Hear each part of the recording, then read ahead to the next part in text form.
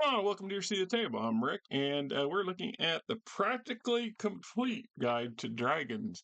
Now, sometimes, once in a while, I will acquire stuff that I didn't really have a lot of time to sit there and browse through at the store. This was an item that was in the discount book bin at JCD and Hobby a while back, and at a glance, it was I found it very creative and very colorful, and I thought it was actually a useful guide to dragons, and in a way, it kind of is. I mean, I'm not trying to poo-poo it or badmouth it or nothing, but and this was created by Wizards of the Coast, DungeonsandDragons.com. So this is an official product, the treasure trove of draconic details, with tips on everything from fighting dragons to writing them. So, and illustrated showcases. So who was it created by? Inscribed by Sindri Suncatcher. Sure. Sure. So, it's a corporate entity. Uh, when I first got looking at it, I thought, well, this is pretty creative and pretty colorful change in how to, approach a monster manual of sorts. And I have a number of dragon manuals go into much greater depth and detail on the very same dragons that are sitting here. But if you were new to the hobby, or this would also make an excellent coffee table book is what they call it, the sort of thing you leave out laying for guests and strangers wandering through your living room to admire and gawk at and wonder what the hell. Especially if you keep your game material in a different room so they don't see it, as opposed to poor people like myself who have very few rooms, and I keep all my crap in the living room where I can keep an eye on it. That said, I grabbed it, and then as I read through it, I became a little bit less enthusiastic about it, because, like I said, it doesn't go in. There's no mechanical details or depth. We're talking from a in-voice character perspective from the D&D various sandboxes, if you want. That said, I mean, they're very nice. They're very good. I mean, they do have some useful material in them. For young people, this would definitely be a great thing for inspiration and for other stuff. I mean, there's a few extras in here, but most of this has been covered in other stuff and other things.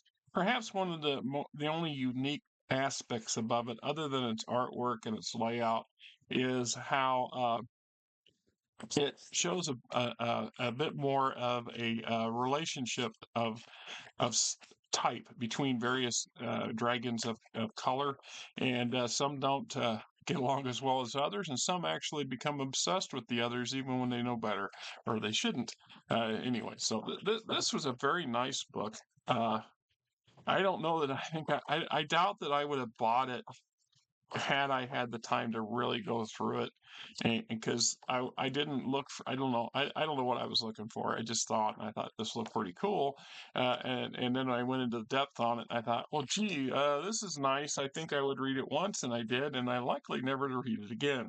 So this may be something I will give away as a gift since I don't have a coffee table to leave it laying around on. I mean, I just don't. Anyway, until next time, I'm Rick. You guys have yourself a great weekend. What's left of it? We're coming up on the Christmas holidays in another 2 weeks, right?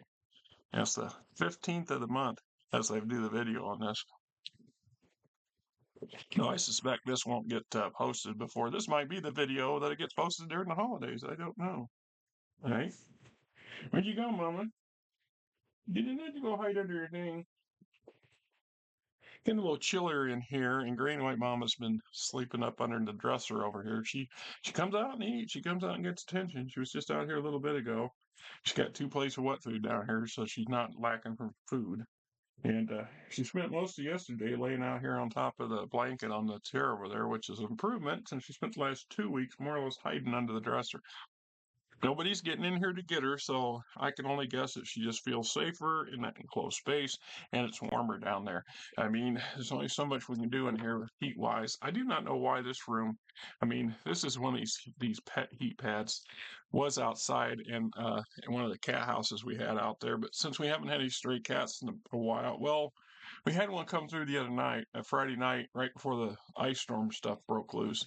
And I hope the little guy found himself a place to hang out. He did get a bowl of dry food. We managed to get out to him, but he didn't come back. So the real danger for any stray around our neighborhood is right up the block is Second Avenue. It's a pretty busy thoroughfare, and it's no. I have buried more than my share of cats that I found laying up there. Uh, People think I'm weird about it, but maybe I am. Maybe I am. Anyway.